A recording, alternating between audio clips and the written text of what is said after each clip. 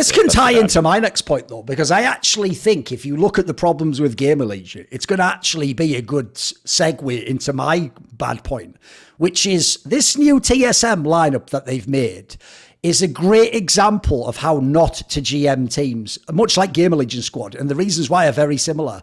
This is a mistake I will say I had to learn myself. It took me many years. I've made a million of those videos where I do a brand new lineup and I hypothetically figure out, how would these roles work? And I'll tell you the number one mistake you can make, and it goes like this. To say, anyone who's played fantasy football will know what I'm talking about too. You start making a lineup and you're going like, hey, he's not bad. You're not bad. Okay, we'll keep him. Oh, yeah, he's pretty good actually. And at the end, you go, I never got a big star player, but it's okay. I've got a good lineup though. And it's like, no. That's actually the opposite of how teams work.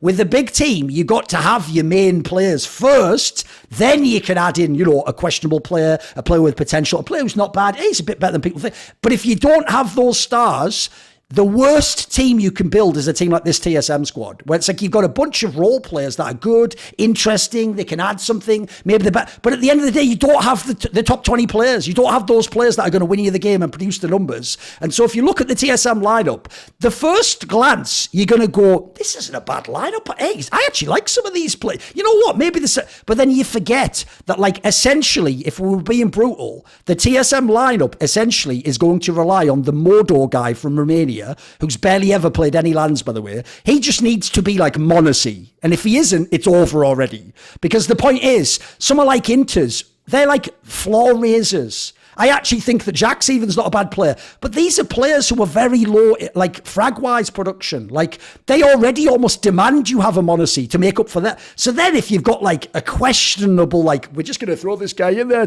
it's not going to work. Like I actually think, unfortunately, like I said, I'm willing to take the hit myself. I've had a lot. I mean, I'll give you an example if people want a historical example. A few years back, if you remember, they did that reboot of like Dignitas where it was like Jacob and Fox, and it was like again the same thing. It's like a bunch of players like, hey, they're not bad, but they never had actual real firepower. And I had to realize when I watched them play, like, bro, essentially they'd need like the perfect game. So same scenario here with TSM. They would need like the perfect game from Jax and Cypher. And because there's the other one. People are going to look at this lineup and see Cypher's name and go, well, there it is. There's the stats. Like, that's not even his game. Cypher's whole job, if you're a fan of stats, is to break that HLTV impact meter. That's his rating because he's a guy who's going to do loads of aggressive entry. He's always going to die a load. That's even his game. Like, the joke is he is the guy, like he had in this series, I saw everyone on Twitter. He's the guy who can have the series where he gets the most kills, but also the most deaths. That's who he is as a player. Like, that player isn't going to give you a plus 30 series consistently. So if that's your star, you're fucked already. He needs to be like your third best player. Then you're cooking with gas, mate. Now we can talk. So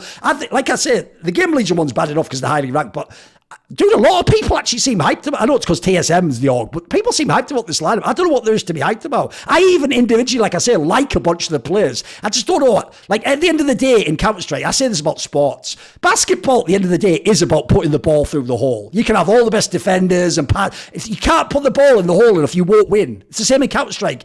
I know we like to wax about the fucking team play and tactics and how you do. At the end of the day, you have to be able to shoot people. If you don't have one or two players who are really good at just killing people, you cannot win in Counter-Strike. It's just not possible. Yeah. I think the first way to look at this TSM lineup is which players are a sure thing and which have a big question mark next to them. And you go down the lineup. Valde calling. Brand new IGL as well. There's another thing. People are acting like it's old Valde. It's brand new IGL, guys. He's totally switched his role. Yeah, he's totally different role. I mean, I know he has dabbled in it in the past. He does have the personality actually to be quite a good game leader, but still, for him to hit the ground running would be surprising, not an expectation for sure. Modo, inexperienced, definitely is going to have a lot of transitioning problems, assuming they even get to a level where he's playing where it's a problem, which actually isn't for sure. Jax is probably the most sure player on this lineup. Again, he's a player that didn't play on those G2 teams because he wasn't necessarily the best at English. He might have improved since then. I assume he has a little bit, but again, that's another question mark. Cypher, in terms of playing top-level play, pretty inexperienced. I know he's quite a green player, for sure. He would be a good player that's just like a spearhead against with other good players rounding out the lineup, but that isn't this team. And then Inters is playing in English. And you just go through the lineup, And the number of things that have to go right for this to be competitive, let alone good, is oh, absurd. mate, I hadn't even thought of that angle, actually, Alan. That's even worse. Like, if anything, you might not even get the inters we saw because he's going to have to communicate in English the whole time. Yeah. Like, that actually might impact his game. I hadn't even thought of that angle, yeah. It's the same for all of them. You don't even if you, as a lot of people do, you come in and you look at the players they were recently, or maybe you had take a slightly positive approach, say they were really good at this. That is the chances of them reproducing that in this team are really low. I think Jax will actually be pretty good, but outside of that, I wouldn't have high expectations for this team. And the reason we're going to dig into them quite a lot is I have to assume that TSM does salary pretty good. They would surely have had other options for players in different ways they could go. And for me, this is a really bad route to take if you're a team like them. And I think the one angle you can give a lot of orgs and new teams coming into CS as an angle at the moment is they're probably looking towards growing into Counter-Strike 2, like Liquid, as we might talk about later on, and having players that maybe not the whole lineup's going to make it, but at least there's going to be a core of players here that's going to exist through to that first CS2 major, and you make progressive train changes and you iterate. That is the problem with this TSM team is I don't even know what you can salvage from this. You might have to make massive changes. What if Valde doesn't work as an in-game leader? You're right back at square zero. Who knows how you're going to take this team? So I really think this is a bad way to go. And, to put other examples on the table, you could probably have had Bad News Eagles. Maybe they're not going to get into a top 10 sort of position, which is where I guess TSM wants to end up in the end. But they're going to be better than this team. I think the real team that everybody's not really thinking about is actually 9, the Polish team. And the reason I really think they're a good lineup is I think they play good Counter-Strike for the first part. But also, if you're looking long-term, the depth of talent in Poland is enormous. You're going to have player options. So if you could get 9 out of their contracts, which maybe they're in contract hell, but I have to assume that TSM has the spending power to get a 9 team out of their contracts. That's the way I would have gone, is to get a lineup like that, or take the core of that players and then get somebody from the Polish team that really knows it and say, what are 2 other players we could get in to round this out? To go the way TSM has, and also Xtaz wasn't even, had that weird shenanigans where he wasn't even sure if he was on the lineup a lot as the coach, and it's just there's just way too many questions, and I don't know why an org of TSM scale has put their name against this team, because it's not going to be a good look in 6 months. I think that is almost certain. Put it this way, here's what you do as a thought experiment. Imagine the same lineup, but I just take the Modo guy, and that's Dexter instead.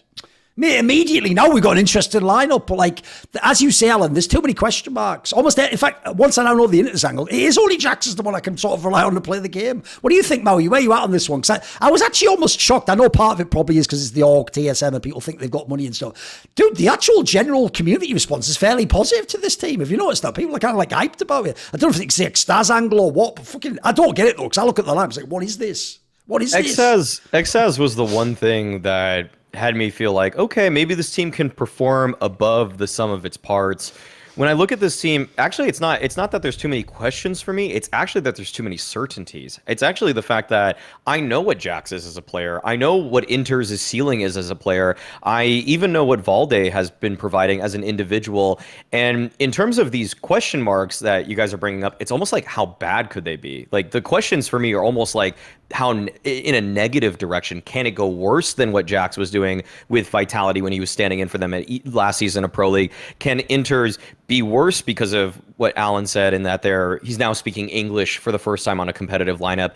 Is Moto even going to be decent against tier 1 opposition as an opper? And Cypher, it's like in a lot of ways, the rating of Cypher it's like the eye test and rating of Cypher are both weirdly good, but then I look at a stat that I usually care about a lot, like KD, and it's so bad, and I'm like, it's not supposed to be a star player's scoreline like that. And so for me with TSM, I think the thing is that when I look at rosters that I think are well composed and have room to grow, what I usually see from those is a veteran IGL who has proven himself that he can lead teams to, say, playoffs at tier 1 events,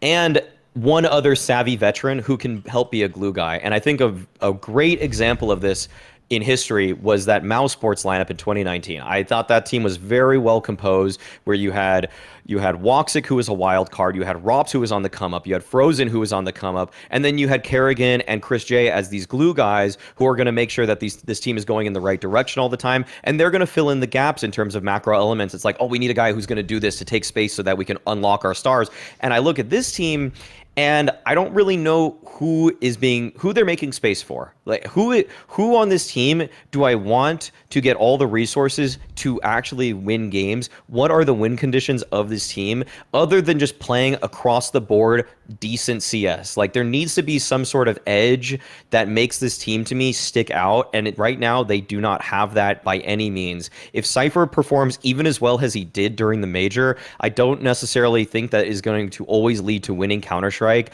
against top 8 teams. I don't think that if Moto even performs to the numbers that he has so far, I don't think that's necessarily going to produce winning Counter-Strike against top 8 teams. And then the other 3 players in Jax, Valde, and Inters, I know what they're going to do. And that those can be contributing members to good teams, but I don't necessarily think that that's going to take them above and beyond to even punch their way into the top 15. I'll say my prediction with this TSM lineup.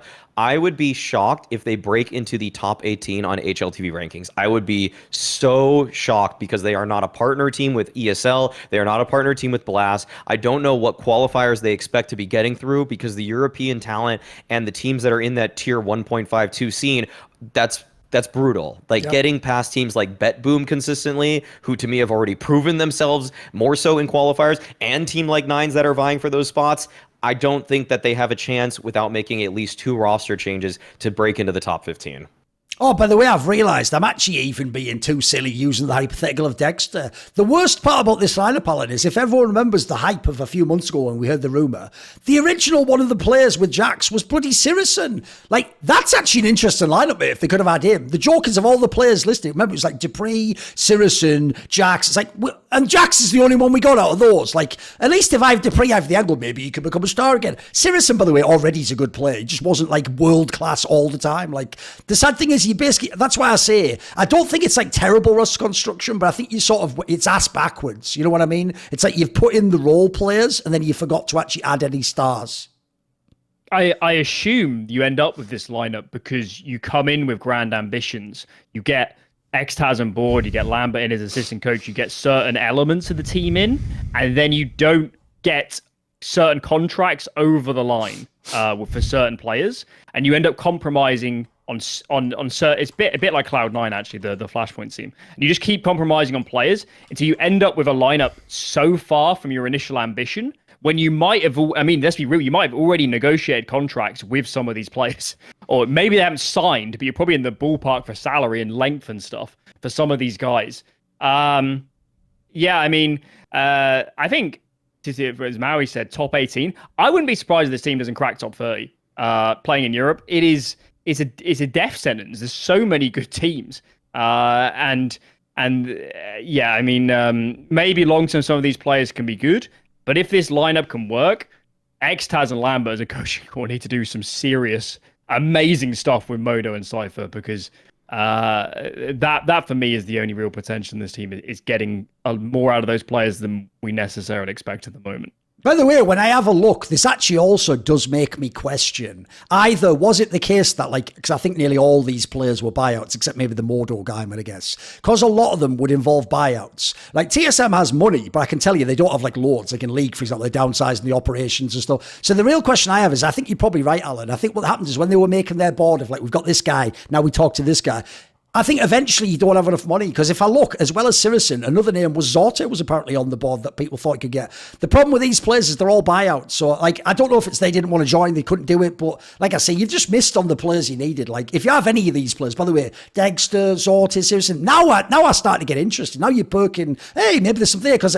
the other thing I want to do with this team, but I can't, is I want to look at the Valde angle, like you say, Alan, and go, hey, I actually think he could be a good IGL one day. Maybe he will get good here. But one, he's brand new to the role. So, at a minimum, I'm going to expect the first 6 months is something of a write-off. He's sort of teething himself. And then secondly, this is some Alexi B shit. What's he working with? It wouldn't matter if he was a good IGL. Like, you'd have to actually be like the greatest IGL of all time to win with this team. Like, it's not going to happen. So, just a bit of a whatever for me. I'm just shocked. Again, like I say, it's more. I'm just shocked how many people had a positive reaction. I thought everyone would be cynical as fuck and just look at this like, what is this?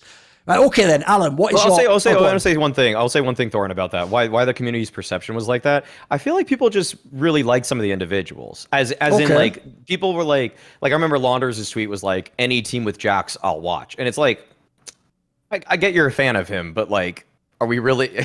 I don't know if I'm even going to believe that. Like, are you really going to watch this team through tier 2 tournaments, like as qualifiers coming? Here's the real problem with that. He really just means I like Jax. Because when he says that, that's like, you know, it's a classic saying if people don't know from the NBA. One of the ways you give a compliment is you say, that's one of those players I'd pay to watch play. No one's ever said that about Jax, motherfucker. No one ever goes, you know what? My list goes Simple, Ziwu, Nico, Jax. Like, get the fuck out. Which name doesn't belong on this list? You know what I mean? Like, give me a break, bro. Give me a break. And then I saw similar things about like, oh yeah, Inter's got back on a team. And then, oh yeah, Valde. We like Valde, right? We all like Valde. Yeah. Everybody looks around like, everybody still likes Valde, right? Yeah. Like, not just me anymore. Yeah. No, I'm with you. See more cool, funny, interesting clips based on topics from my content? Well, subscribe to this channel then, or, you know, be a pleb and don't.